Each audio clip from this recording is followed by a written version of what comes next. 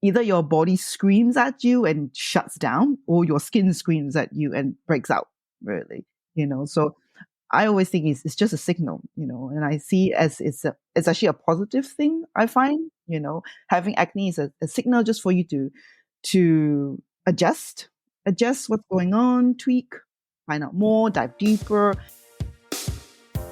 Welcome to the Radical Health Rebel podcast. I'm your host, Lee Brandon. This work started for me several decades ago when I started to see the impact I could make on people, helping them to identify the root cause of their health problems that no doctor could figure out, including serious back, knee, shoulder and neck injuries, acne and eczema issues, severe gut health problems, even helping couples get pregnant after several IVF treatments had failed. And it really moves me to be able to help people in this way. And that is why I do what I do and why we have this show. In this episode, Dr. Terry Loong, author of the Hormonal Acne Solution, joins us to share her personal journey from acne sufferer to acne specialist. With over 18 years of experience as a qualified doctor, Dr. Terry has a unique approach to treating hormonal acne that combines Eastern philosophy with Western medicine. Learn how her own health challenges led her to focus on nutrition, lifestyle, medicine, and hormonal balance to help her patients look and feel their best naturally. As well as asking Dr. Terry her approach to helping women with acne, I also asked her view on many common health beliefs around acne from both acne sufferers and medical experts. Stay tuned for this informative and inspiring conversation with Dr. Terry Loong on how to tackle hormonal acne from the inside out. Dr. Terry Loong, welcome to the Radical Health Rebel podcast. Thanks for coming on the show. Thank you for having me. It's great to have you here. So, Terry, to kick things off, could you share with the audience your own story and how and why you became a medical doctor? Good. I actually didn't want to be a medical doctor at first. I actually want to be a dancer. But being from Malaysia and being from, Asian cultures and everything, it was not really, being a doctor was one of the 5 professions that I was allowed to choose. So at the age of 16, I decided to be a good daughter, if you like, because I grew up kind of being bullied, and I didn't have the typical Oriental beauty, if you like, at those days. So I decided to just kind of focus on my brains instead. So I decided to make my parents happy and went down the medical route, really. And throughout my medical training, I always had doubts. But I think when my mom passed away quite early on in my first year of medical school, and then I really doubled down on studying medicine.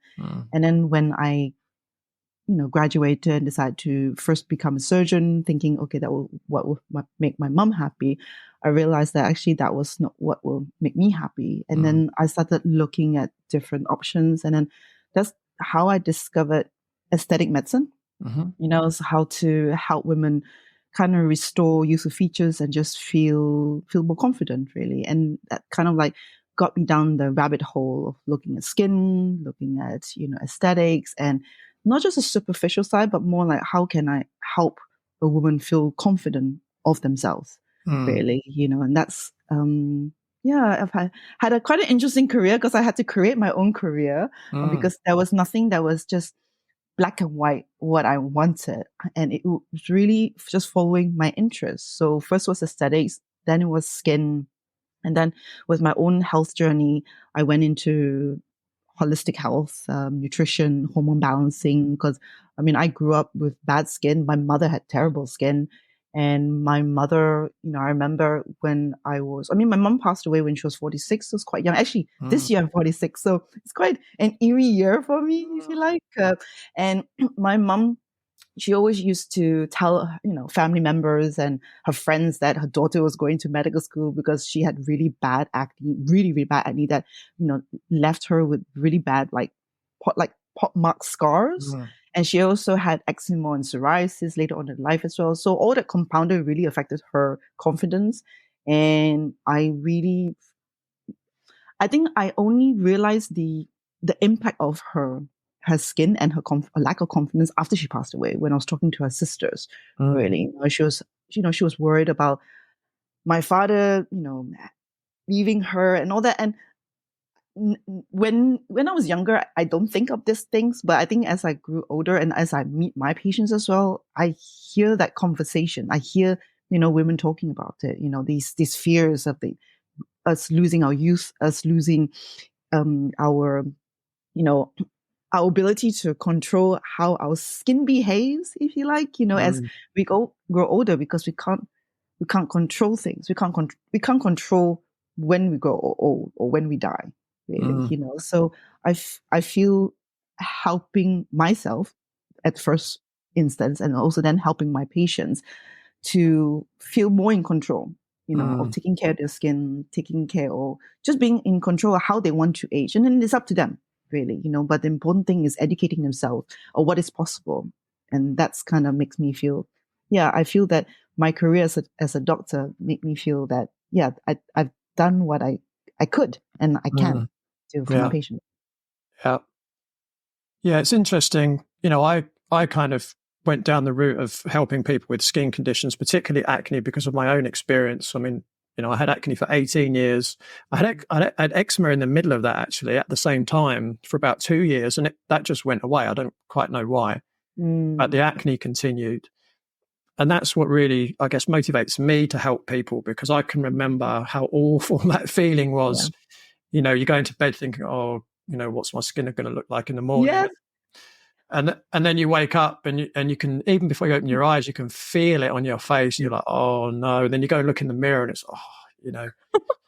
I know. And it's a horrible feeling to have. And I think, similar to you, is I wake up and I'm almost like feeling where someone's touching my face. And I know we're not supposed to touch our face, but, we want to touch our face. Okay, just have a feel that, okay, is there any new bumps, really, and then if you are preparing to go on a date or even an important meeting, or, whether you're a job or interview for new career or promotion, all that, you want to look your best, and skin is such a huge, we can't hide it. I mean, yes, makeup can help a little bit, but you can't really hide it too much, because like I said, too much makeup on acne is also not good, really. You can really see it and when you put lots of layers of foundation or concealer.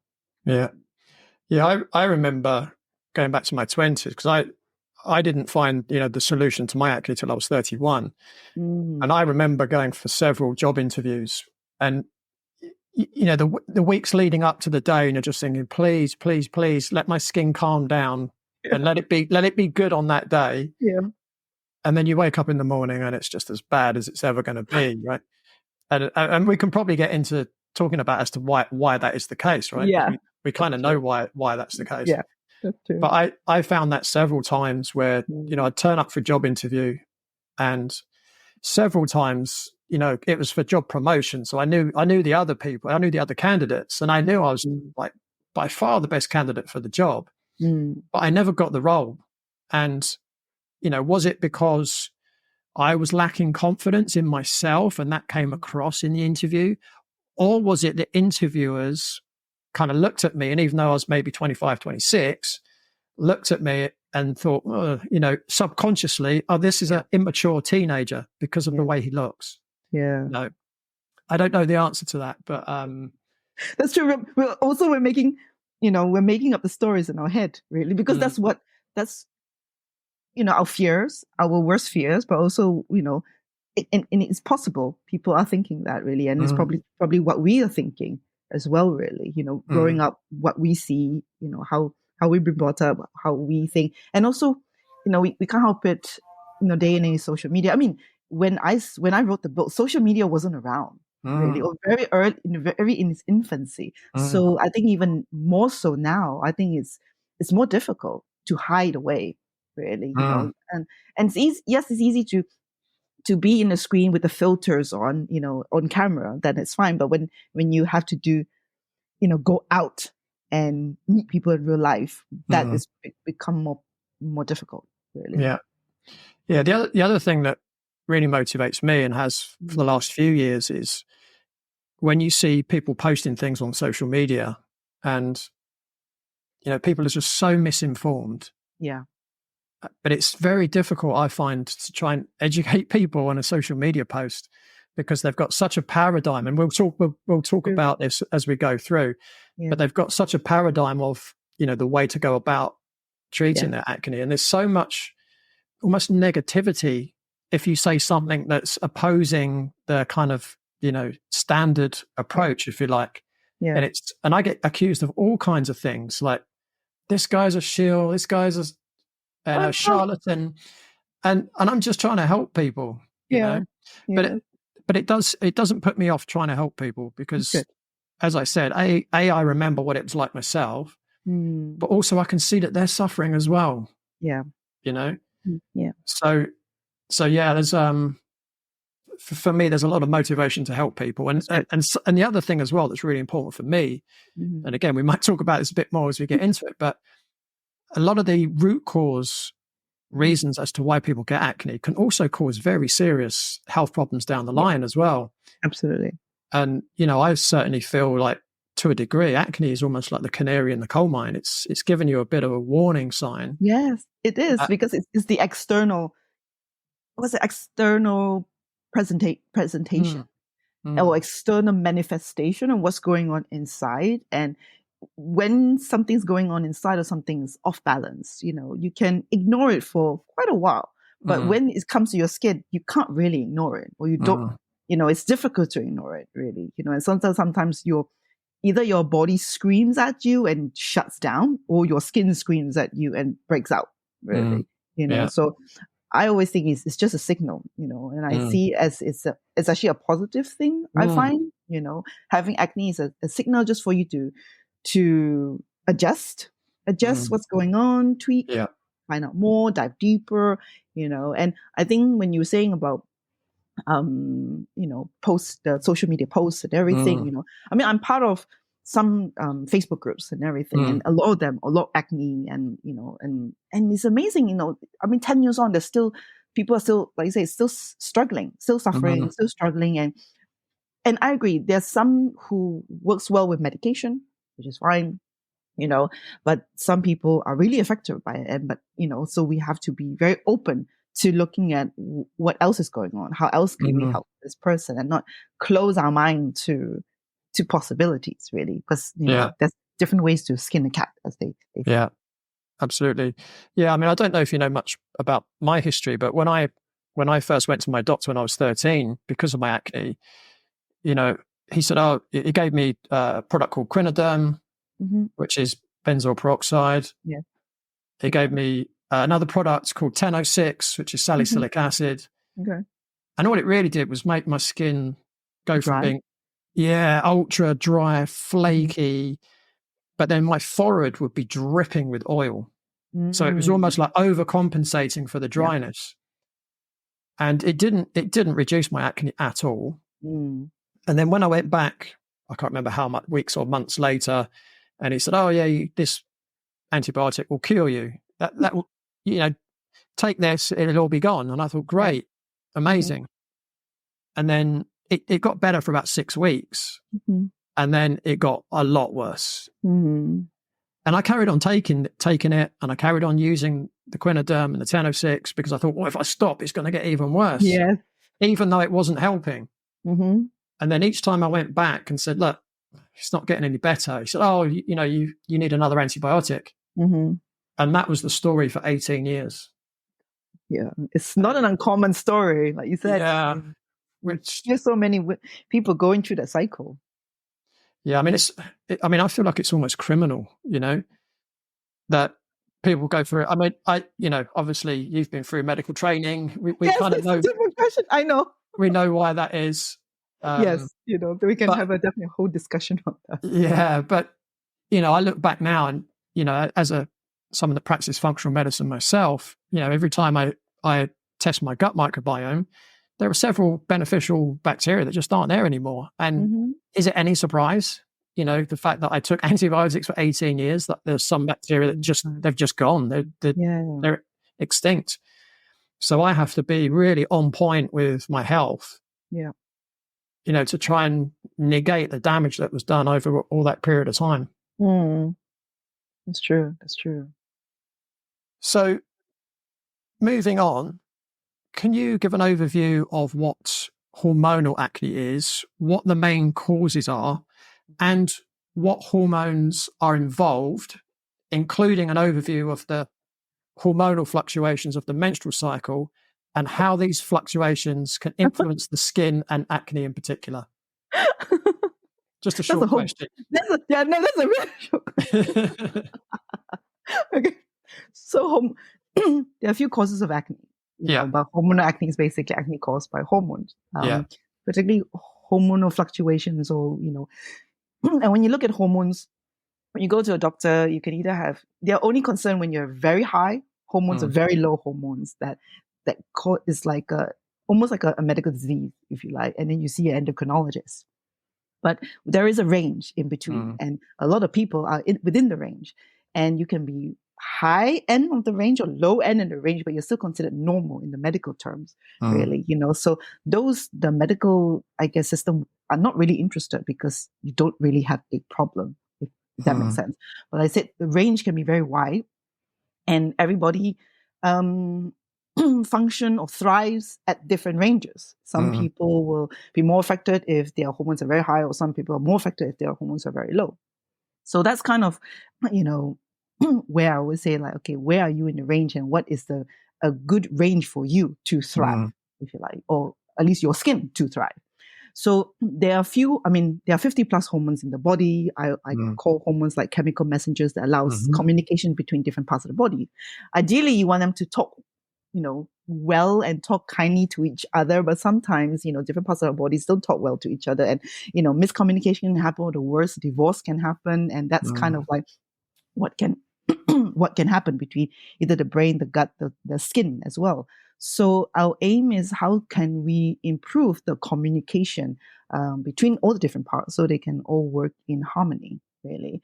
So the key hormones that I found really that affects skin, if you like, one is cortisol, estrogen, the progesterone, testosterone, and insulin as well. So those are the 5 main hormones. So if you look at each one, so cortisol, I call it the stress hormone or warrior hormone. We all have it. We all need it. We need it to wake up in the morning. We need it to function. We need it because it diverts glucose or blood sugar to get to our brain to think, to focus, to run, to exercise. So we need cortisol. Okay. The problem happens when there is a consistently high levels or consistently chronic levels of high cortisol, so if you're stressed, whether you are aware of it or you're not aware of it, that's happening inside your body or from outside of your body, then that your body then becomes more, it's almost like putting out fires, if you like. The cortisol is trying to protect you, so it's a protector again as well. But if it's too much, so it's like a fireman, if you like. A fireman, if there's a fire, the fireman will put it out. That's great. Okay. And then, but if the fireman goes a bit crazy, it will start, kind of chopping people up and burning everybody up. Basically. So it's like, that's the opposite side. So that's extreme. So that's cortisol. Okay. So what happens if you have too much cortisol or too high cortisol, it can actually poke holes in the skin as well. So it can cause what they call leaky skin. So impair the epidermal barrier. So it increases water loss, increases reactivity or sensitivity to the external triggers or environment. And what happens is when then becomes inflamed. So there's inflammation inside the body and then outside of the body as well. So on the skin. So when there's inflammation, our oil production of our skin changes because it's wanting to repair the skin. So sometimes you have too much oil. You can have quite thick oil, which then clogs up the pores. Okay, so that is cortisol. But also cortisol can affect indirectly our sleep, our digestion, how we, our moods, and our blood circulation as well. So if you imagine, when we're very stressed, our body is trying to preserve our important functions, our brain, our heart. So it's not going to be bothered about our menstrual cycle. It's going to divert the blood circulation from our external skin into the more important parts, really. So we get more paler, so we're not having enough blood circulation to repair the skin, to heal the skin. So that's also a lot of things going on, if too much cortisol. So that's why I love cortisol, because it's like people think, oh, you're stressed, but there's so much more underneath it. What's going on, really? Okay. So that's cortisol, inflammation part. Then the next one is insulin. So insulin, I like to imagine it's like almost like the gatekeeper to your blood sugar. Okay. So we eat food, we digest it, and it converts to blood glucose, which is like the building blocks, for energy. Okay. So normally we use it, and then once we use it, and then it's fine. It's being used and converted to energy. But it's when you have too much sugar, if you like, then insulin is produced to store your excess blood sugar, either in the fat cells or in the liver, or even in muscles as well. So it's an important tool to reduce your blood sugar levels, because if you have very too high blood sugar, for example, like diabetes, you can cause problems with your heart. You can, lead you down to impaired immunity, impaired healing as well. So insulin is a very important element. But when you have too high insulin, whether because you have chronically high blood sugar, so you're being produced, or you just naturally have a problem with high insulin production, or you have what we call insulin resistance. So your insulin is produced, but your cells are not listening to it, really. It's almost like your insulin is trying to ring the doorbell, open the door to take your pizza, but the doorbell is broken. So it's not going to accept this pizza. And so your insulin is then floating around, excess insulin is floating around. So what insulin can do is actually stimulate production of testosterone. And as we know, testosterone, too much testosterone can cause acne, because it produces more oil, produces more, what's the word called? Yeah, thicker oil as well, and can sometimes cause excess hair in the skin as well, or like the face. So which is commonly seen in PCOS, or polycystic ovary syndrome. So that's kind of like how it all correlates. And the next one is estrogen and progesterone, which is my favorite duo, if you like, So women and men have estrogen and progesterone, but men, of course, much smaller amounts. Women, we have it, and it changes during our menstrual cycle, in a normal menstrual cycle. So estrogen, I call it our diva hormone, because it makes us feel more feminine. It gives us hips, it gives us boobs, it keeps our skin nice and plump and hydrated. But if you have too much diva, then you can feel a bit more bloated, you can get very red, get very inflamed, and you become, people always say if you're a bit diva, you can be a bitch, really. I don't know if you can say that, really. So that's kind of like, if you have too much diva, which can happen sometimes in estrogen dominance, that's when you have too much estrogen, because estrogen, when we need estrogen, but when you have too much, so we're not detoxing it well enough, either through the liver or through the gut, and there's problems with it, then we can get too much estrogen, and that can cause a problem with too much diva hormones. And then when you have the diva hormone, you have the progesterone, which is the calming best friend. You must have the two. You always have imbalance. So the calming best friend is a skin calmer, really. It calms the skin, it reduces redness, it reduces oil production, helps your sleep, helps your mood. So progesterone is your friend. Okay. So during a menstrual cycle, the woman's menstrual, let's say a normal menstrual cycle, at the beginning of the cycle, when during your period, your estrogen is the lowest. So during that time, you can get what we call prostaglandin, which is, it's almost like an enzyme which is needed to contract the uterus to release the unused uterine wall. But for some women, it can cause a systemic inflammation and can cause breakouts during the beginning part of your period. Okay, so if you notice when your period comes during your menstrual cycle, you can kind of guess what kind of hormones are out of balance during that time and what you can do to support it. So that's kind of like the beginning part. Then in your middle part of your cycle, that's when your estrogen starts to increase, because ready for ovulation. And when your estrogen peaks, that's kind of when you are maximum estrogen. So that's Mother Nature wants you to look your best, because when you're ovulating, you want to attract a mate. So your skin is like that has the best glow. Your pores is the smallest at time, and you look youthful. Okay. You also smell differently as well. The research found that you also smell differently because you're trying to attract a mate. So during the time, your skin should be the best. if you like, mid-cycle. Okay. Now, if you find that your skin is the worst during mid-cycle, it may be a problem with estrogen clearance, estrogen dominance, really. So again, that's kind of a key, a clue that what's going on.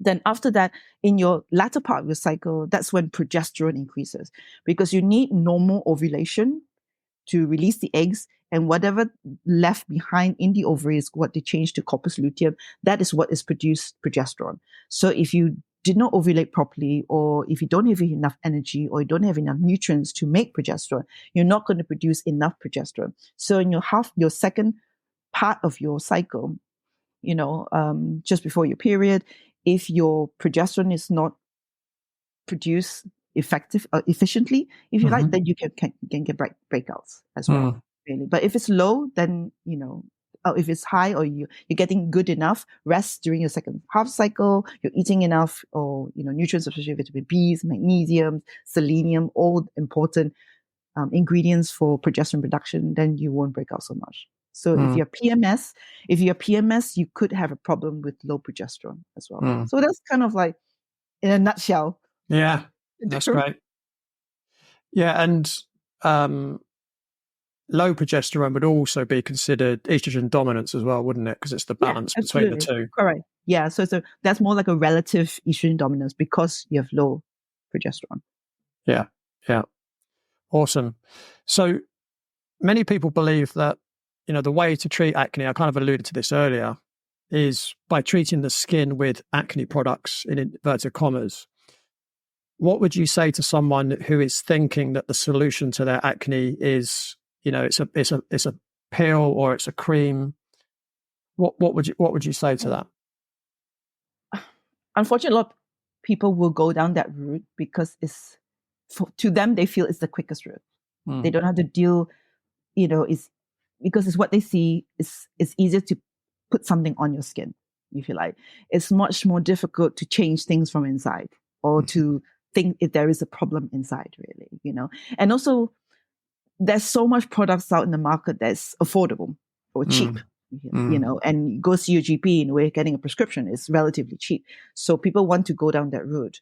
But I've seen so many patients, and usually by the time patients come and see me, they've tried lots of ways. And I'm sure your clients as well, really, they go down the typical route, and it's not helped their skin, or it's helped to a certain extent, but it never lasts very long, and they have problem with the skin, so you're dealing with the aftermath as well. So the common thing is like, that I see, like you said, they dry their skin out really just a lot. To dry your skin out, the skin become very sensitive, and they're very young as well. When you're so young, you shouldn't have dry skin. But the skin becomes sensitive, and, and they break out, or they're very bad PMS, or, menstruation is painful. So that's then, if they're really serious about addressing their acne from inside out and for long-term benefits and long-lasting results, then I would not just look at skincare, really. It helps, agree, because we need to do from both ways, if you like. But definitely you need to address the inside as well, really. And in a way, I feel addressing inside is actually quicker for me, really, because 3 weeks, even if it's 3 weeks, you change your food, and your sleep patterns, and, and just do a few things in terms of to balance your hormones and reduce your inflammation. You can see a huge difference when I work with my patients, and you probably with your clients as well. The skin changes. The acne, instead of being cystic, becomes much smaller, much more manageable. Redness calms down. Skin not so, tight, not so much painful. And then once they see that results, then they're okay, actually, that it's doable, because like you said, they're so scared to actually stopping their strong ingredients or their strong products. So sometimes I have to wean them off it, because sometimes cold turkey, they get stressed, they get scared. So then it defeats the purpose. So I actually wean them off it, because they need to trust that, okay, what you're doing naturally for your body knows what to do. What you're doing is just creating an environment, the best environment, for your skin and your body to heal itself, really. Yeah. I mean, one of the things that you know, in my book, you can see over my shoulder there if you're watching on video, you know, I was really keen to make people aware of the side effects of the medications. And, you know, I've basically quoted the NHS website. You know, I wanted to go to a source that's relatively trusted. Maybe it's not so trusted as it was 4 or 5 years ago. Mm-hmm. But when you read the list of side effects of some of these common treatments, Mm-hmm. some of them are frightening, you know. Yeah. You know, whether it's, you know, breast cancer, endometriosis, suicidal thoughts, kidney failure. And you think, wow, you know, and I kind of made a little bit of a tongue-in-cheek joke in my book. And I said, I have to be completely transparent here and say that actually my clients have reported side effects as well when they followed my program. Mm-hmm. And the side effects are they lost weight, they got more energy, you know, X, Y, you know. Absolutely. Because, you know, one of my sayings is you can't have disease and health in the same body. Yeah. So if you've got acne and you get healthy, well, the acne will go away. Yeah, that's true. That's kind of always been my kind of view. Yeah, I like that. Absolutely agree. You know, because it's almost like a garden, really. You know, you can throw in fertilizer to kill the weeds and kill the bugs and all the nasty things and diseases, if you like. But if the soil is not good, whatever you plant you're going to struggle. Basically, you're going to struggle to make it bloom, make it flourish, you know. And the beginning, it might feel like it's taking some time to tend to the soil at the beginning. But once you've got the foundation, anything you put on, it will grow, really, you know. So I always like to say, you might feel that. I think that's why by the time, you know, my patients come to me and then they feel that, you know, I've done all whatever I've done, you know, with the typical drug protocol of acne, and that didn't work. Okay, you know, let me try something different. And then they are open to trying something different, really. And then it's almost a hand, you know, they know the answers, you know, people know the answers, really. But I think people feel that, you know, it can't be that simple. It can't be that simple. Or it can't be, it's simple, but not always easy. It's simple, it's not always easy. And sometimes they need to actually, we sometimes do diagnostic testing, like functional. Sometimes we do diagnostic testing so that to show them, okay, this is your gut. This is what's happening. This is your hormones.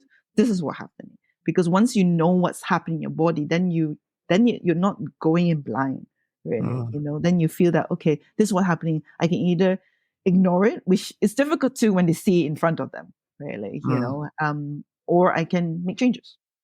Yeah, it's interesting. So I also, I'm an educator, so I teach for an organization based in America. Okay. And one of our sayings is, if you're not assessing, you're guessing. I like that. Mm-hmm. Right. So that's true. You know, it's really important because I feel that a lot of the time, I mean, in my book, I've gone through a step-by-step process, kind of assuming that someone's got everything that could possibly cause acne, simply because, you know, it's difficult if you're not working with someone one-to-one. But what's quite interesting is when I've been working with clients is that, you know, you can do like a gut test or, you know, maybe a food sensitivity test or maybe even a hormonal panel. And then it's just like, oh, there we go. We've just pinned the towel on the donkey. But sometimes you don't even need to do that. That's certainly my experience. Agree. You know, so a lot, like I said, during the questioning, the consultation, we can find out so much, really, you know, and I mean, in NHS, you know, 10 minutes consultation, it's not a lot, really, you know, and I get my patients to complete like a 30-page questionnaire. I'm sure you're almost as in depth as well, really. And it's great because when they're filling it up, you know, it's always fascinating for them as well to realize that, you know, I've never really like asked myself these questions before, and gets them to think of what's actually going on. You know, even being aware of their bowel habits or even aware of their energy levels or how they sleep, you know, morning, night routines and everything. Just all these little things. We take it for granted because a lot of us walk around in automatic mode, really, and just not being aware. And I think once you're aware of it, it's very difficult to shut your eye again, Yeah. So once you're aware, then they can actually decide, oh, okay, I actually do this. Oh, I didn't realize I do this, and I didn't realize I drink this much amount of coffee. And it's like, okay, then why do you drink this much amount of coffee? And then we just dive deeper and dive deeper, really, So I think working inside out, I think naturally as a practitioner, we need to be very curious beings. Very curious beings, and just like, it's a detective work. It is detective work, really. It's like, okay, this is the problem. Okay, so let's just we're just piecing in the puzzle, really, and just helping the client or the patient to see where the missing pieces are, and then just, put them all together. Yeah. Yeah, definitely. I certainly look at clients like a crime scene, and you're trying to gather as much evidence as you can before you try and nail the culprit, so to speak. Yeah. So I completely relate to that. Something that you just said as well just reminded me of something. And you mentioned about, asking people about their bowel movements. Now, what was interesting in my own situation, obviously we know that acne is very multifactorial. Yeah. But it was at the same time that I started clearing my acne because of the changes I was making, that I actually realized I'd been constipated my entire life. Oh, interesting. Yeah. Right. Yeah. And because, and I've told this story hundreds of times, but I mean, I used to have a bowel movement every day, but it would take half an hour. That's not normal, right? And I didn't know that wasn't normal. I didn't know any different. And then once I changed, it was predominantly the change in diet. It was literally within days. I was like, oh, wow, is that what's meant to happen? Yeah. And it's interesting again, because this is another thing that people don't think about is if you're constipated, think about, what your bowel movement's for. They're for removing toxins from your body. Absolutely. If you're not removing them and then your colon is squeezing on the stools, it's releasing toxins back into the system. Yeah. Yeah. It has to go somewhere. It has to go somewhere. Yeah. And as you were saying, one of the things that can cause acne is this estrogen dominance, because estrogen isn't getting cleared from the body. Yeah. Well, if the liver's overworking because there's all this toxin in the system, it's going to have a harder time to clear the estrogen from the body. Right. Yeah. Absolutely. They all work together, really. So even if somebody can't afford to do testing, work on the foundations, the liver, the gut, your sleep, the diet, work on the foundational things. And like you said, it's simple, but not always easy. And that's where, working with somebody like you and me really, really helps. Yeah. Yeah. That's another important thing in terms of, if you're going to get help, and I would always recommend, like, I remember when I was 25, 26, I just bought my first home. Oh, okay. And I remember thinking, I would pay £25,000, like I would remortgage my property, even though I'd literally just bought it. If someone came along and said, look, I can guarantee I can help you get rid of your acne, I would have without question said, yeah, I'll pay £25,000. No question. Now, it took me another 5 years to actually find that person. Now, fortunately, I didn't have to pay him that much. I was actually just sat in a lecture at a university, and this guy spoke, and that led me on my path. And then I probably did spend about that much money on his education, which was worth every penny. Yeah. But I'm trying to think what point I was trying to make then. What point was that? Where was I going with that? Piecing things together. Working with somebody. That's right. Working with somebody. So again, I see people on social media, and they say, "Oh, I worked with a naturopath, and they made me buy hundreds of pounds worth of supplements, and they didn't work." Yeah. Yeah. I mean, listen, I'm not bashing naturopaths or any other profession at all, but when I read that comment, it was like, that's not what a naturopath is. That's true. Right? That's true. I mean, maybe they were a naturopath, but they're not really behaving like a naturopath if that's all they do. Yeah. And maybe it was the perception of the person that wrote the post that's all they did. Maybe they suggested they did lots of other things, but they didn't do that. They just took the pills because, most people are programmed just to take the pills, right? That's right. But my point was, I do see people saying, oh, I worked with this person, I worked with that person. It didn't work. But, I'm as the years go by, I'm meeting more and more people like yourself who have got a proven track record of helping people with acne. And I guess my message for people is just find the right person. And the way to do that is to find someone with a proven track record. Yeah. And the other thing I find as well, pretty much everyone I've spoken to in the last year or two who are like us, they help people with acne. We went through it ourselves. Yeah. So, if you're going to find someone to help you, and again, I would strongly advise people do that because it is difficult to do it on your own, but there are good books out there like yours. And yours. Which I've got right here. Because, the reason I wrote the book, interestingly, I wrote that in 2008, but I didn't publish it until last year. But You got it done. Yeah. Why did it take you so long? Well, that was the sixth book I had published. Oh, okay. So I'd written 5 before. And then after I wrote the first 3, I said, I'm never going to write another book. But I'd written that. I just hadn't got it published. And then I did another one, and I thought, no, I'm definitely not doing another one. And then I wrote the 5th one during lockdown. It was actually called The Coronavirus Survival Guide. Oh, my God. I love it. I tried to warn people what was about to happen, but sadly, not enough people read the book. And those that did read it didn't believe it. Yeah. But that's whole nother podcast. And then, so I had this book sitting there for a long time. And then as years go by, you learn more things, right? And I thought, no, I just need to get it out there. And the reason why, the thing that really pushed me to get it out there was because I would consult with people and I would say, look, this is my coaching program. This is the investment. And then they would always go, I can't afford it. Yeah. Right. Even though before they came for the consultation, it clearly says, would you be willing to spend X amount of money to get the result you want? Now, I wouldn't waste their time if they said no. Yeah. So, and people would be, they'd be like, working in reception at hotels and things like that.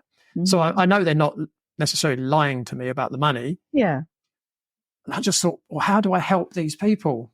I completely understand that not everyone can afford to work with someone like yourself or someone like me. But most people can afford a book. Yeah. Right. Absolutely. So that was really my motivation for getting it out there. Now what was quite interesting, because I didn't read your book until I published mine. And when I read your book, I just thought it made me realize how masculine my book was and how feminine your book was. Mine is very non-medical. Yeah, but yours is written very much from a female point of view. Yeah. But I loved it. I mean, I really enjoyed reading it. But it was just interesting that it made me realize how masculine the way that I wrote my book, whereas yours was written in a very feminine way and very much aimed at women. And the interesting thing is as well is that, again, I've looked at the figures, and it's about 85% of adolescents have acne, which is huge. Yeah. And it's around 40 to 55% of over 25s, which again is a huge number of people. Huge. Yeah. And then over 45s, it's 12% women, 3% men. Yeah. So, and I would say from my own clientele, it's probably been 80% women, 20% men. Yeah. Which kind of fits roughly into that kind of percentage. Absolutely. But yeah, I just really like the way your book just. Thank you. It kind of just made me think. Yeah, my book was really written in I guess from a man's point of view, right? Whereas yours was written very much from a woman's point of view. Yes, and so it's a good. You need both points of view. I think it's good to have both points of view. Definitely. Yeah. Really. Yeah. It's a different ways to skin a cat. Yeah. I mean, I've actually got another podcast. Okay. and it's called the Adult Acne Podcast. So, Oh my goodness. so clips of this will appear on that podcast. But Oh, good. I have recorded an episode. It hasn't gone out yet, where I've done book reviews of my top 3 favorite acne. Oh, So one of them is yours. oh bless. One of them is mine. And then there's another one by a guy called Sam Wood. I don't know if you've come across him. It's called Unmasking Acne. It's very good. It's a very good book. That's good. And at the end of the episode, I say, look, they're all really good books. For the money, you should buy all of them. You know? Absolutely.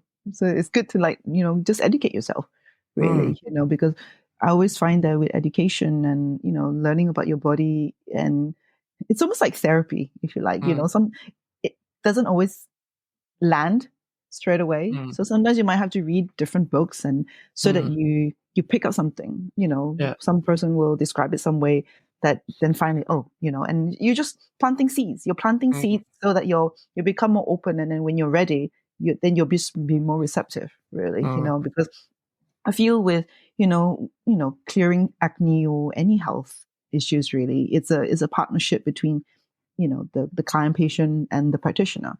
So you do need to find somebody that you resonate with, you know, their approach and also personality as well, energy and energetically as well. It's important because that is part of the healing process as well, really, you know.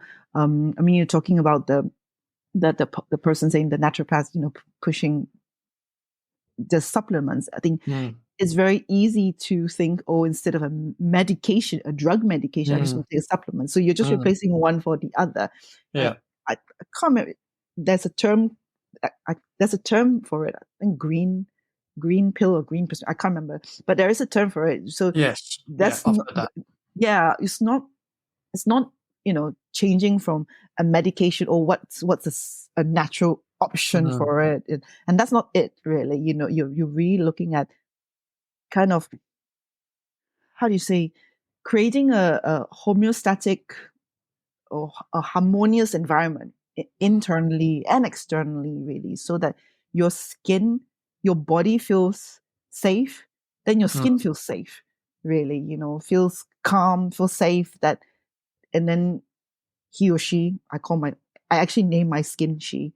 So your she's your skin really can, so it's almost like a person, if you like, you know. So then, I don't know, it's just, then they don't feel like, it's almost like, you know, if somebody's bugging you all the time, really, if you don't feel safe, you're always going to be, you know, you're almost going to be in defense mode. You're ready to pounce, you know. But if you're in a safe environment, you're just allowed to be, you know, to be yourself. You're going to do your best work. You're going to be creative. You know, you're just going to chill, really. You might sleep, but you're going to be happy, you know. And what happens when you're happy? You glow. You're glowing. You know, those patients say, that's why some people go on holiday, very relaxing holiday. They just feel so chill. They don't have any problems with their skin, you know, and they'll probably use least products when they're traveling because if they are relaxing, if you like, and then their skin's happy, really. So they're all interplay with each other. I've actually seen many symptoms in many people over the years completely disappear as soon as they get on the plane. And they go on holiday. I remember one lady, she had a severe back injury, and she said, I'm going to go on holiday. She said, but I'm probably just going to have to take it easy. And I said, okay. And she said, I got on the plane, and she said, I couldn't believe it. I felt comfortable sitting on the plane for, you know, first time I felt comfortable in a long time. And then she said she got to a destination and she thought, my back feels okay. So she decided to go surfing. Wow, that's amazing. And she surfed every day for hours every day. Amazing. Didn't have any pain. And she said when she sat on the plane to come back home, her back pain started again. Amazing, isn't it? It's amazing what the body knows what to do. And I've heard that story, not the exact same story, obviously, but very similar stories, probably more than 100 times. Yeah. You know, and they say, why is that? And I say, well, when you go on holiday, you relax. You don't have all the everyday pressures. You don't think about paying your bills and, you know, your work deadlines and all those things. You're just going to relax for a week or two. Yeah. And then as soon as you relax, your body starts working better. You know, I mean, one thing we also know is probably cortisol levels have gone down. Yes, absolutely. Right. And muscle tension, holding everything, once you relax, you're able to breathe better. So you're going to breathe more deeply as well. And that will also affect your oxygenation, and then your, what's it called? Your rest and digest system, really, your Yeah. parasympathetic nervous Yeah. system. So all that will help your skin as well. Definitely. So in your book, you state that acne has three main causes: inflammation, sugars, and hormones. Mm-hmm. To start off, what would you recommend people do to go about reducing inflammation in the body? Esther was in her 40s when I met her through a friend. She had really bad breakouts and was very embarrassed about her skin. Her acne was so bad that even applying makeup couldn't conceal it, and she tried many different facials and cleaning routines without success. Esther purchased the first edition of my book, Axe Adult Acne, after chatting with me, and in a very short period of time, she improved her diet, especially reducing sugar and flour intake, and she noticed a great improvement very quickly, which greatly improved her confidence levels. She now uses much less makeup than before because she doesn't need to conceal her acne. And suffice to say, she was very pleased with the progress in a short period of time and looked forward to continued improvements and a further reduction in the frequency and severity of breakouts as she made her way through the book. If you'd like to achieve the same kind of result as Esther, you can now follow a comprehensive step-by-step guide in my brand new book, Eliminating Adult Acne for Good, available now from all major online bookstores and via my website at www.bodycheck.co.uk/books. So with inflammation, I always like to look externally and internally as well. But internally, just change out your diet. It's a very simple thing to do, really. Drink a lot of water, cut down on processed food. So eat more kind of colorful, antioxidant-rich, nutrient-dense foods. Try organic, but if you can't, don't worry about that. Just lots of vegetables, peppers, berries, more protein rather than not so much carbs, not too much really, more protein because it's amino acids, building blocks for the skin as well, and then and healthy fats as well, really, so, and you can add some anti-inflammatory spices like garlic, ginger, turmeric, all that, and herbs that will help to reduce inflammation. And not just what you eat, but how you eat as well. That will also affect your inflammation, really. Are you sitting down? Are you walking around when you're eating? Are you working when you're eating? Sit down, take 5 deep breaths, just to slow your heart rate down, and then just eat slowly. Enjoy your food, chew your food, because that will also affect how your food is being digested. Less reactivity, less sensitivity, and you're able to utilize the nutrients. You're able to utilize the nutrients that you're eating. So that's a good way to actually reduce your inflammation as well. And breathing, So, and also exercising, but not crazy like HIIT exercise, really. So for people, like the patients that come see for acne, typically, I was that type as well, more anxious type. Really, the more anxious type A personality, they need to have a to-do list. They like to, they work hard, but they play hard, really, and also they need to go to gym, so there's different types. Either they're really anxious type or they're anxious type, but then they're almost analysis paralysis. They don't want to, they can't do anything because they're so scared of making a mistake. So there's kind of two different extremes. So the ones that over-exercise, really, but then they're over-exercise because they're trying to lose weight. And so they're not eating enough. So their body is in wear and tear. You're not eating enough to sustain your body's need for nutrients, and it's not able to repair it, really. So for those patients, I get them to ask them to actually cut down on their high intensity exercise, really, because exercising, building muscle, losing weight, all that actually increases inflammation because you're trying to break and repair.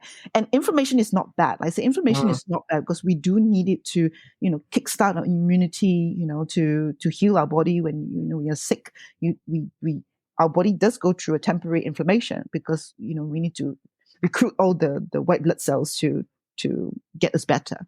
It's just that when it's chronic, really, anything, too long, too high, it's not good. So I always get them to just cut it down, maybe go for a swim, go for a walk, still move your body, just get the, do, bouncing, more yoga, dancing, something that you don't think that, oh, I'm actually exercising, if you like. And you probably find it as well, when patients stop trying to lose weight, they actually lose weight. Really, so, and sleeping as well. Sleeping is because majority of repairs of your skin happens overnight. So if you're sleeping later, you're going to cut down, there's less hours for your skin to repair. So sleeping really helps as well. That's when your body detoxifies as well, so that's little things that you can do, change your diet, just remove the processed food, remove the high salt food, high sugar foods, eat whole foods. Books will have recipes in them. It's easy to find. And then, make sure you're moving your body, but not overexerting your body, really, and then, so that's kind of like the information I would say, internally and externally, cut down on strong ingredients. I always tell my patients, just stop your benzoyl peroxide, stop your retinol when you're healing, really. When you're trying to, I don't like benzoyl peroxide, similar to you, my skin actually comes out in a rash. I've tried so many times. It's just so horrible. Do you know, my bedroom carpet and my clothes didn't like it either. Oh no. Because it takes out all the color. Yes, it does. Basically, I know. I mean, for me, it's like if I just put one spot here, my whole neck will just come out in rash, and then it becomes so tight, flaky, and then itchy, and then it's almost like eczema, really. But so it's very localized. Or dermatitis, if you like, because it's a reaction to the skin ingredient. And so I try to I ask my patients to stop the strong ingredients, and then just go very simple, gentle, milky cleanser. Can do a light moisturizer or hyaluronic acid if you need to. Something just to repair your skin. Just use calming products at the beginning, really. And then you notice just 3 weeks. Just try 3 weeks. And then you can add different things as you go along. Yeah. In terms of inflammation as well, I'd imagine you'd suggest reducing alcohol. Yes. Oh, yeah. Absolutely. Alcohol, caffeine, all that's cortisol inducing, inflammatory inducing as well. Really. Because alcohol, people always think, it helps me to decompress. So, so if you think you need coffee to wake you up, to get you going, and then alcohol at nighttime to decompress, then there is something going on with your ability to regulate your stress. Really, your body's ability. So, you might. So it's not just about the mental part, but it's also your body. What's your body trying to do? Your body's basically trying to keep you alive, really. So it feels that, okay, I can't function without coffee and I can't sleep without alcohol. But as we know, alcohol, it might make you feel sleepy and you might fall asleep really quickly, but you wake up in the middle of it. It just breaks up. You don't have a deep sleep, really, with alcohol. And it also dehydrates you as well. Really. And so we know that's not going to be good for the skin. Yeah, and it probably give you a blood sugar crash as well, which is why you wake up. Crash, yes, and then also you're going to affect your liver. It's going to make your liver sluggish as well. It's going to get you to, because of your sugar crashes, then you feel the munchies, midnight munchies. You're going to wake up, you feel like, you're going to wanting salt, you're wanting something to eat. So that's going to affect, inflammation, because if at nighttime, if you got a heavy meal, eat a heavy meal at nighttime, overnight your body's going to be using the energy to digest your food rather than repairing your skin. Really, so I get my patients to eat at least 2 to 3 hours before you sleep. Yeah, that's great. And what's the best ways for people to balance their blood sugar levels? Oh, blood sugar levels. It's such a big topic. Such a big topic. Loads of books on it and everything. I think choosing the food is important. That's where I always like to eat the vegetable first, if I can, have the salad first, and then have my protein and carbs with it. I mean, being from Chinese background, we eat a lot of rice, but we always have a lot of protein as well, really, so our carbs actually Yeah, right. So we don't actually have lots of cheesy pasta and spaghetti kind of thing. So we normally have soup, herbal soup, and then we eat our vegetables. So I think pairing is important as well. So try to leave carbs and I guess desserts. I mean, for me, desserts is not a bad thing, really. Everything in balance, but like really small amounts, really. But have the vegetables so you can the fibrous vegetables so that it can fill you up a little bit and also helps to slow down, the blood sugar rise as well. Okay, so can kind of stabilize that as well, and have the protein, and then have the carbs, and then you can have a dessert. But dessert, try just a fruit. Just do a fruit to start with, or dark chocolate. Nothing too high sugar, which then crush your blood sugar again. Really. And also important thing, have breakfast. An amount of people I see not having breakfast is crazy. Now, if you wake up and you don't feel hungry, do you have too much cortisol in your system? Really? Okay. So that's a sign. If your hormone starts to balance out, you will notice you get hungry in the morning, because hunger in the morning is actually a healthy cue, a healthy hormone cue. Really, you need to be hungry in the morning. A natural hormone cue. But if you're not hungry in the morning, then because you're in fight and flight, you're on go, and you just drink coffee on an empty stomach, then you're just going to shoot out your cortisol again. Really, then that's going to affect your blood sugar later on. So obviously something that's quite popular nowadays is things like intermittent fasting. Yeah. So what's your views on that with regards to acne? For me, if somebody is very stressed, or I think it's on a case-to-case basis, basically, because if somebody is very stressed and it's very difficult regulating their blood sugar levels, intermittent fasting can actually put extra stress on their body, on their system. So I wouldn't do that at the beginning, and usually, patients with acne, if, like I said, either they are, the one end, they may not be eating the right foods, but on the other hand, they may be counting calories. They may be on the extreme. They're almost so scared of eating anything that could trigger their skin, to the point where they're not enjoying food. They're just so scared of eating anything, really, So I think that could actually worsen with intermittent fasting. Then it's a very poor relationship with food. I want my patients to have a healthier relationship with food, really. I mean, for me, I feel 12 hours is kind of the minimum for me. So, have your dinner about 8 o'clock, let's say, for example, and you wait the 2-3 hours before you sleep. And then you wake up in the morning, 8 o'clock, to have breakfast. Really, so I think 12 hours is fine. I think 16, 18 hours is very long. And I wouldn't do that when you're healing, really. Maybe later down the line, once your blood sugar levels are regulated, and if you feel called to do that, I would actually do it with support, with somebody who specializes in that, really, just so that it doesn't go the other way, really, because yes, I understand, people do that to for health reason, for even for cancer treatments as well, again, that's very specialized, and I would prefer patients have a healthy relationship with food first, do the 12 hours, because just do the 12 hours first, there's a lot of improvements that you will see, really, and also during a menstrual cycle as well, your blood sugar regulation will change during your menstrual cycle. During your second half of your cycle, you actually have less efficient blood sugar regulation. That's why you crave sugar more, really, So intermittent fasting during that time it can be quite dangerous, because you feel you crave more everything, and then you don't want to get into that vicious cycle where you crave and then you're resisting, but then after that you cave in and you eat something bad, inverted commas, and then you break out and then you feel bad, and then it's and then you're self criticizing yourself, and it becomes then it defeats the purpose, really. So I would say focus on have a better relationship with your food, really, a healthy relationship. I mean, what's your take on it?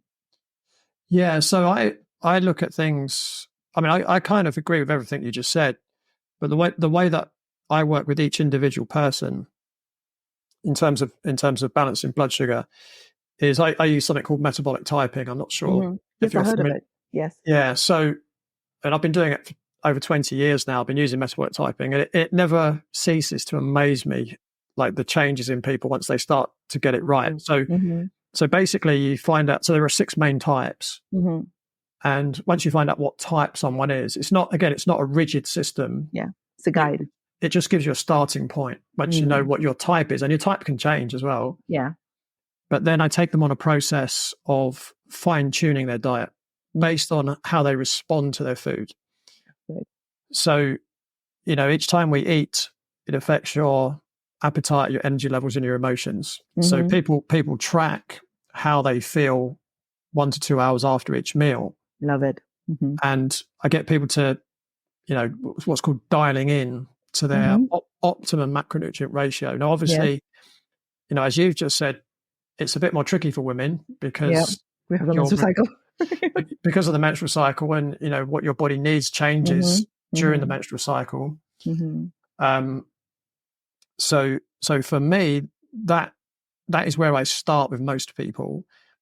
Now, in terms of the fasting thing, I generally start people roughly where they are when they come to see me. So if they're eating three meals a day, I leave them eating 3 meals a day. If they come in and they say, well, I'm eating 2 meals a day, I'll say, okay, well, let's start with 2 meals. Let's keep doing that. But if people aren't getting the kind of response I normally see, then I might say, would you be willing to try something else? So it's very much, as you suggested, it's very much individual by individual basis. Absolutely. Really. Absolutely. Because like you said, food is information, and everyone, responds differently. I've got like patients who thrive on being vegetarian. Some patients don't thrive on being vegetarian or vegan, and so, or even some are even deficient being those really. So it's kind of finding out what is your body happy at, and again, it changes with age, with seasons of their life. Women, we, especially in terms of the puberty part, but pregnancy, breastfeeding, perimenopause, menopause, women have more changes really, whether it's fair or not, that's Mother Nature to decide, but it's a great way to, I think it's a great time to look at it again. I mean, I know about metabolic typing, and I have a very good nutritionist friend as well who works with metabolic typing. She doesn't work with clients anymore, but she works with that with weight loss, because it's such a great thing to weight loss, and balancing blood sugar is one of her key her go-tos really to balance blood sugars. She finds this even better than continuous glucose monitoring, CGM. Yeah, it's interesting. Yeah, I was actually going to ask you about that, because that's obviously another way. Yes. Yeah. Well, I mean, sometimes if my clients might come to me and they say, "Oh, I'm not sure about these diet sheets. I'm not sure." And I say, "Well, okay, well, continue completing them, but maybe take your blood sugar levels. So actually, proper blood sugar, piercing the skin, taking a blood reading, and see how that tallies to your conscious reactions to how you're responding to each meal." And 99 times out of 100, they completely correlate. So if they're not feeling good after a meal, the chances are that it correlates with a poor blood reading. Normally too high, of course. But the continuous glucose monitors, I think for a lot of people, I see a positive and a negative in them. And the positive is convenience. Now, I also have another saying: convenience kills. Makes sense. So some people, they don't like blood, they don't like needles. So they like taking their blood. Yes. So in that respect, continuous glucose monitor definitely has a benefit. The thing I don't like, I don't like anything to do with artificial electromagnetic radiation. Yeah, I understand. And that will affect your blood sugar as well. Yes. That's true. That's true. So I'm not like anti-continuous glucose monitors. I say I think there's a positive and a negative. But for a lot of people, it can be a very interesting thing to do. Yeah. Just to see and I think they're reasonably accurate Mm-hmm. from what I've seen. And I'm working with a guy right now who's type 1 diabetic, and I've asked him the question. He said, yeah, it's like one off. It can be one off either way compared to an actual blood reading. So they're reasonably accurate. But yeah, so I think for the general public, they can be quite a good thing to help people. They can take a blood reading and say, well, how do I feel right now? How does it feel to have to have a good level of blood sugar? Or how does it feel when it's really low? Or how does it feel when it's excessively high? And then if you do that for long enough, you'll be able to tune into your body without even testing your blood. Yeah. And you'll know how your body feels. Sure. And then you can look back and say, okay, what was in that meal? Oh, maybe there was a bit too much carbohydrate. Maybe I didn't get enough fat in that meal. That's an example. So, yeah, the one thing we haven't discussed yet, and it's a short question, but I'm sure it's a long answer, is how do we, in particular females, balance their hormones? Litsa was a 30-year-old professional woman suffering from severe acne and scarring. She was in utter despair and didn't know where to turn. She worried that her partner might leave her because of her skin, and Litsa's condition was as bad as I've ever seen. Following testing, it was found that Litsa had toxoplasma, as well as food sensitivities to gluten and soy. Litsa was a great client to work with. She jumped in and followed the program almost 100% to the letter. She cut out the foods that she was sensitive to. She had infrared saunas as advised and used the recommended essential oils. After working with me, Litsa reported how much her skin had improved and how she had much more confidence. She's also gone on to marry her partner and started a family. If you would like to achieve the same kind of results as Litsa, you can now follow a comprehensive step-by-step guide in my brand new book, Eliminating Adult Acne for Good, available now from all major online bookstores and via my website at www.bodycheck.co.uk/books.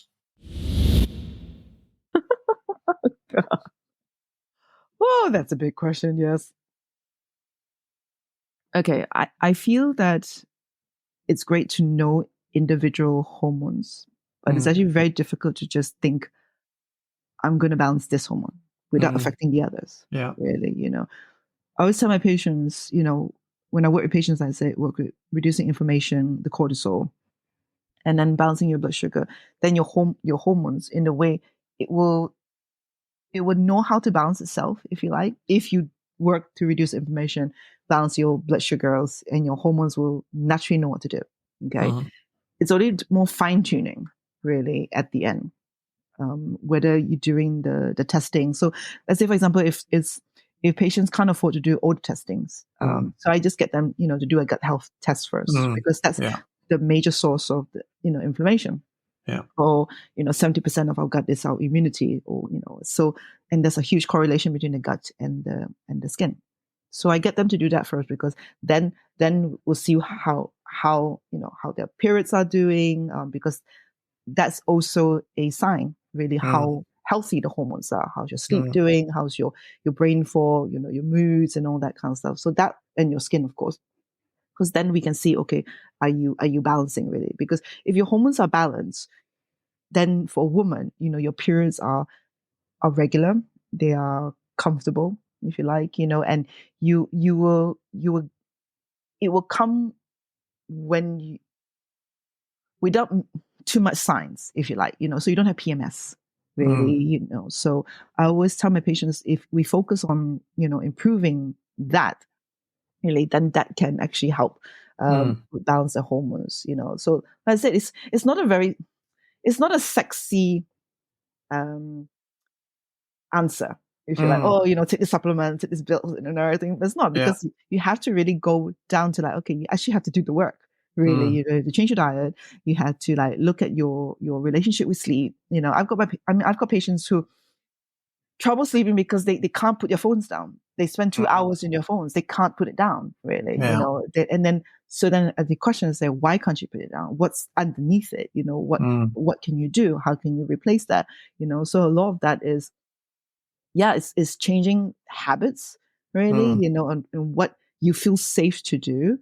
with that, really. Because again, when your hormones are out of balance, as long as there's no medical problem, if you like, then you want to make sure, is it a safe environment inside? One thing that I do get my patients to do is check micronutrients, check your blood levels to check, the nutrient levels are, so then I can decide whether food is enough or do I need to add supplements to support either production of hormones, because hormones are made from cholesterol. I'm eating enough healthy fats, really. So again, that's starting from food, really. All the building blocks of hormones, really. So, and are you detoxifying well enough? Are you drinking alcohol? Are you sleeping well? Let's look at your tongue, under your eyes, your dark circles, your bad breath. Are you able to sweat? Do you go to, open your bowels, what color your urine, all those little things, really, that can help to balance the hormones. Really.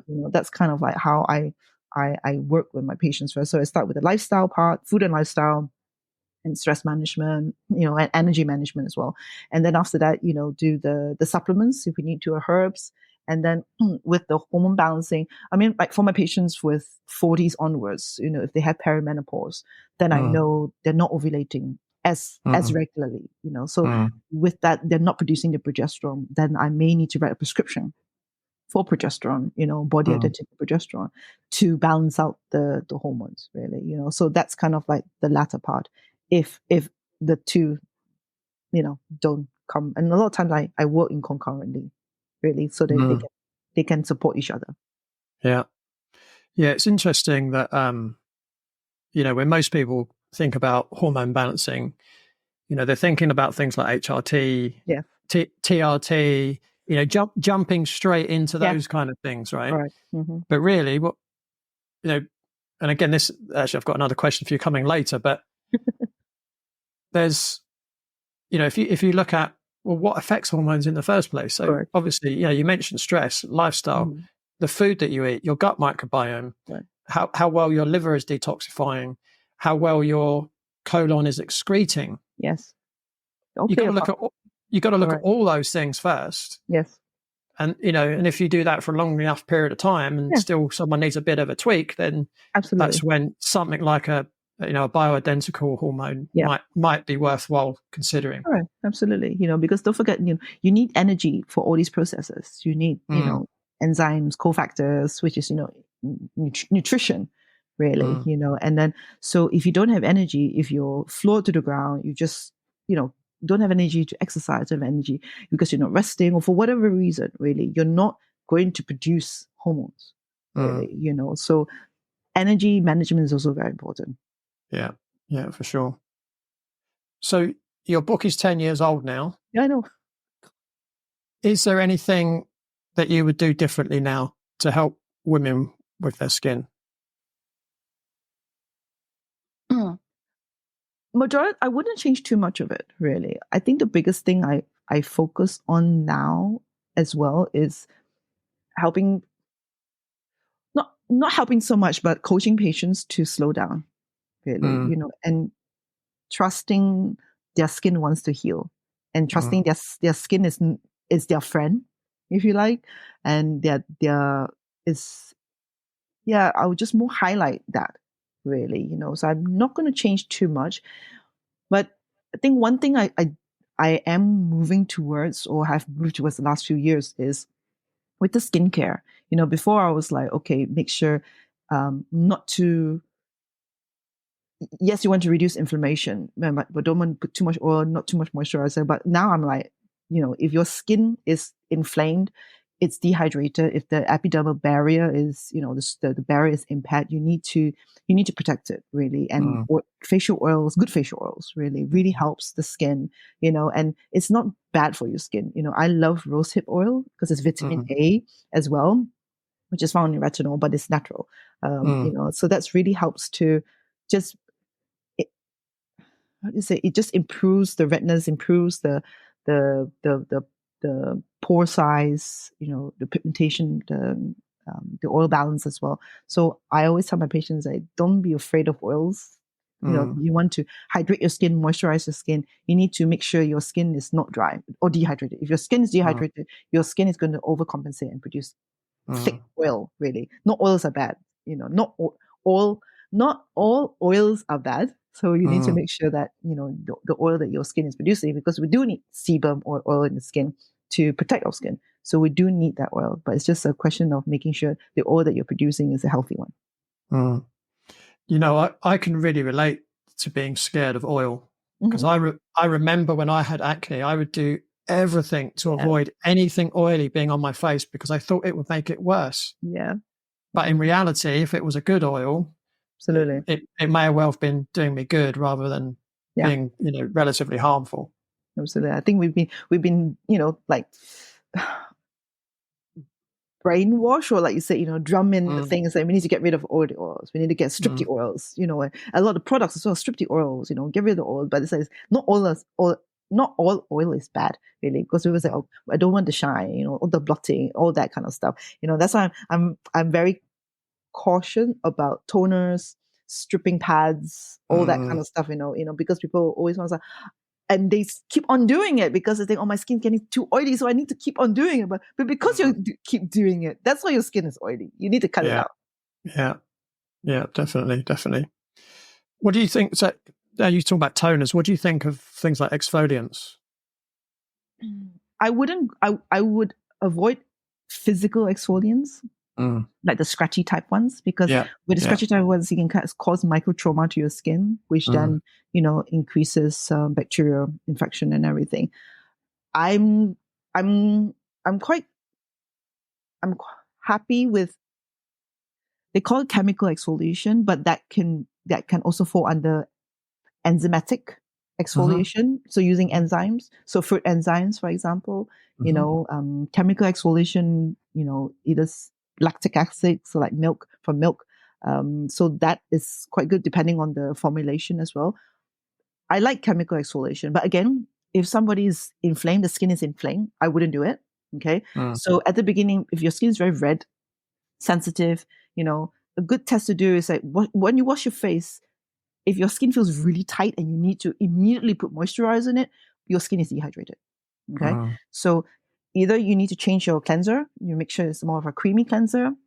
Okay. So you don't have to be oil cleanser, it's just a creamy cleanser. Okay. And then you can put some hyaluronic acid on it, put moisturizer, and at nighttime you can put like a facial oil on top of it, really, just to seal everything in. So the chemical exfoliate, once your skin is no longer sensitive, no longer red, and once the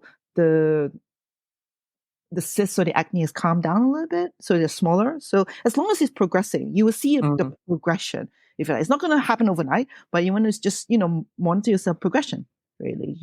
So if it's very big first, is it calmed down? Is it more flatter? You get new ones, and just monitor it. In relation to your periods. Maybe before your periods, you notice that, okay, you don't have that many, you don't have the big ones, really. And once all that's calmed down, then you can use the chemical exfoliation for more of the scars, pigmentation, to even out the skin tone, really, the texture. Yeah. Awesome. That's great. So we've spoken a fair bit about nutrition already. I think we've pretty much covered that. Now, something that I've got a little bit of a bee in my bonnet about, and I didn't hold back in my book talking about it. And this might be a little bit of an awkward question for you to answer. So if you decline to answer it, I understand.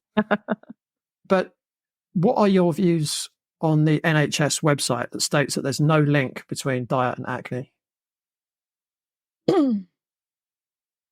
As you know, how do I explain it? As you know, what is in practice medically usually is 10, 15 years later than what people do already. Does that make sense? Yeah. Yeah. So because I understand they have to have the research to back things up, and again, it's difficult to test and everything, but I don't agree with that statement. Really, there's a huge link with diet and acne. But again, as you said, people have multiple factors with acne, and diet is an important factor, but it may not be the only factor going on. So if you're just working with diet and then the skincare you're doing is wrong, or you're picking your skin, you're not going to improve your skin really, or there is a minimal effect. So the question is, saying there's no link, I think I don't agree with that. It's a false statement to make as well. There are research that shows, diet does increase inflammation. Diet does increase oil production in the skin, really. There is. They're also, affecting like insulin growth factors as well, really, so all that there is information. There is information out there. It's a question of whether the medical system, medical society wants to acknowledge that evidence, really, So some of it is observational, and because a lot of the medical research, they need to be double-blinded, really, and it's difficult to be double-blinded when acne is a multifactorial problem, really, and then if you take women with other issues in menstrual cycle, that's even more multifactorial. So it's very difficult to be a random, double-blinded, randomized trial to look at just one thing. Really. Yeah, sure. Yeah, I mean, there's over 200 references in my book stating that there is a link between diet and acne. Good. And the NHS website even says, it's kind of like a little box, it says myth busting. Some people believe there is a link between diet and acne. This is completely untrue. I'm paraphrasing. Yeah. But they're going out of their way to say, yeah, we've looked for the evidence, there isn't any, and anyone says there is, they're lying. Oh, good. But one of the reasons why I've got to be in my bonnet about it is because that's what my doctor told me in 1982. Yeah. Right? Yeah. And it's a long time. Change. It's a long time since 1982. I can possibly forgive my doctor for saying that in 1982, but but not now. 40 years. Yeah, this is about 40 years. Yeah, this 40 years. Yeah. It's changed, yes. Definitely. 42 years ago was when I first started getting acne. So there's a lot of evidence, and we could go into a whole new rabbit hole talking about, the NHS, but that takes about another 5 hours. Just to finish off, I've got some things I want to put to you. So again, I've mentioned, things that I hear people saying on social media about acne, and I'll share each one of them with you to get your views on what these people are saying and whether you think they're accurate or not. I think I know what you're going to say, but so the first one is, I hear this a lot. Acne is genetic, therefore there's nothing you can do about it. Well, acne is genetic. Okay. Yes, there is a genetic component, but you can definitely affect, what is given to you, really. It's like, you can have a bullet, you can have your gun loaded, with the question whether you're going to fire it, really. So, yeah, you can definitely do something about it. Yeah. Yeah, it's epigenetics, isn't it? Epigenetics, absolutely. Yeah, you can decide whether it's switched on and switched off, really. Yeah. Yeah. So, whoever thinks that acne is genetic, there's nothing you can do about it. You've heard it here first. Yeah. You definitely can. Another thing I hear a lot, you can't change the menstrual cycle, therefore you can't get rid of acne. Oh, God. Maybe I don't look at these kind of stuff on the social media. So, get this up. My God, the menstrual cycle, they call it the fifth vital sign, really, for a woman, apart from your pulse, your blood pressure, your temperature. So it gives us so many clues. And in the past, people don't really think much about the menstrual cycle. A lot of women think it's a nuisance, but now it's such a key component of overall health. And you can so definitely change your menstrual cycle. Number you can stop your menstrual cycle. There are things you can do. You can just stop your menstrual cycle, and that is not a healthy thing to do. But you can definitely make it a lot more comfortable, make it regular, and that's why there's so many people or women that end up having much more a better relationship with their menstrual cycle. They get pregnant. They're able to get pregnant. They improve their PCOS symptoms, improve fertility, endometriosis, and everything just from lifestyle and nutrition. Really, it definitely helps If they are going through other medical interventions, all that supports them. So definitely, I would disagree with that. You can't change menstrual cycle. You can definitely do a lot of things to change it. Yeah, I do worry that the reason why people might be believing these things is because they've been told that by a professional, maybe. I don't know. I don't know. That's my suspicion. Yeah, of course you can alter your menstrual cycle through diet and lifestyle, right? Yeah. Through medication too. Yeah. Yes, of course. Next one is, I have a hormonal imbalance. The only solution is birth control pills.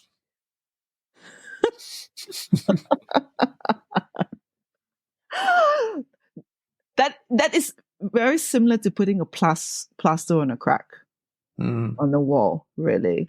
Yeah. It may fix, it may mask, I think it's more masking it. It will mask your hormonal imbalance. And it may solve a problem. I say may because sometimes it doesn't, really. Okay, it may, but then when you stop taking it, your hormone imbalance usually comes back with a vengeance and a lot worse, really. So the birth control pill, don't get me wrong, for some people it's great for fertility, for contraception, but I feel not enough women understand the potential side effects and potential long-term complication side effects to make the decision for themselves. And they're very serious side effects as well, aren't they? They're very serious side effects. Long-term ones. Yeah, and again, it does make me wonder where people got that idea from. I think it's difficult because, like I said, there's either they follow down the route at the doctors and then don't listen to anything else, or the extreme don't listen to doctors. Again, I feel that there needs to be conversation with both. There needs to be, really. That's why I guess maybe that's what it puts me in a unique position, being from the medical as well, and I'm very interested in the naturopathic functional side. Really, I like that part. So because sometimes I do work with GPs, but I write them a summary letter and everything, really. And what I do, I want what I would it helpful if they would do it, different parts or different components of their health journeys, really. So I think for patients, or for your kinds, for people listening to this podcast, just keep an open mind. It's never black and white. You can have, life is not black and white, really. There's always a paradox, and one size does not fit all. But always question, is it really the only way? Is it really the only way? What else can you potentially do? And what, if you don't want to go down one route, what else can you do? And, and then if you do decide to go on the other route, find out how can you go on the other route, really. There are different ways to do it. Yeah. One of the biggest, I guess, messages I would like to share as much as I can with everybody is, acne or any other issue, when you're medicating the symptom, you're overlooking the potential causes and what those causes will do further down the line. That's a really important message for me. That I mean, some people might take birth control pills and their acne goes away, but at what cost? Understand. Right? Understand. So you might not have acne from, I don't know, aged 14 to 35, or even 30. You might think, oh, okay, I want children now. But then I'm sure you're going to agree with what I'm about to say. The acne is going to come back worse than it's ever come back. Well, what damage has that done all those years? Are you going to end up with breast cancer or cervical cancer? Or, I don't know about you, but I wouldn't want to swap cancer for acne. Right? I know, and I think, but it's difficult. Like you say, people don't think about like cancer. They think it's so far away, or it's something that doesn't happen to them. Like I said, acne is a more common thing. Cancer is down the line, really. And sometimes, and I feel, people who go down the birth control, women who go down birth control route or antibiotics or different routes, maybe that was what you felt was the best option at that time, because with desperation, that's what you feel, with the support you had, really, So when you know better, then you do better, really, and then I'm glad there's so much new research, so much new approaches, really, to repair what has been done, really, and it's not because you didn't know that, I mean, I've had, patients, bless them, they felt really guilty to have gone down the birth control route, really, so I always tell my patients, it's like, yes, I understand you feel guilty, but you didn't know that at the time, really, so you that was the best you knew. So now you know, then you can do differently, really, and also depends on whether you're ready to do differently, because depending on what's going on in your life, maybe teenager, you got exams, you got, going through puberty, early love life. It's stressful. It's stressful. Yeah. I mean, I think we forget how stressful it was being a teenager, really going through that.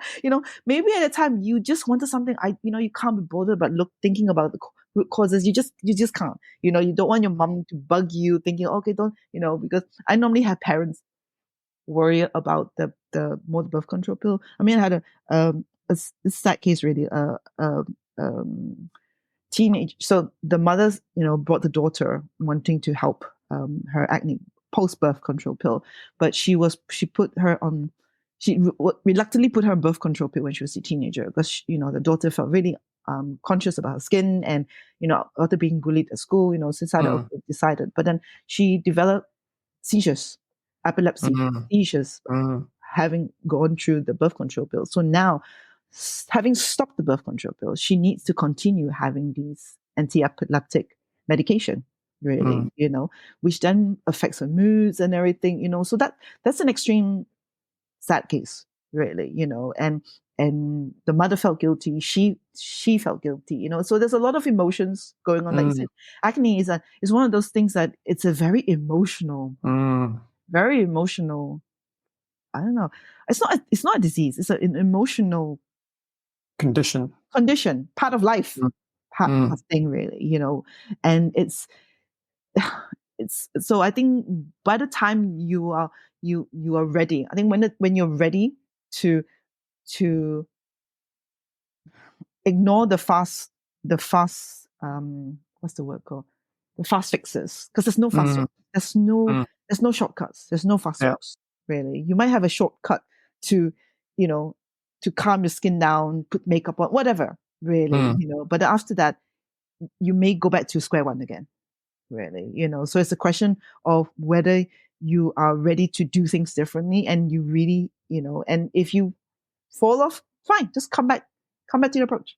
It's not a bad thing, really, because I when I coach my patients, I work with my patients, I'm teaching a new way because I don't want them to depend on me. I really don't want to depend on me. It's like your skin will change as you grow older, so you need to learn how to read your skin as you change your menstrual cycle, as you change your food, as you travel, as you go through different parts of your, different times of your season in your life. If you do need more support, fine, then come to see me, but in the meantime, I'm giving you tools so that you know how to deal with it. Really.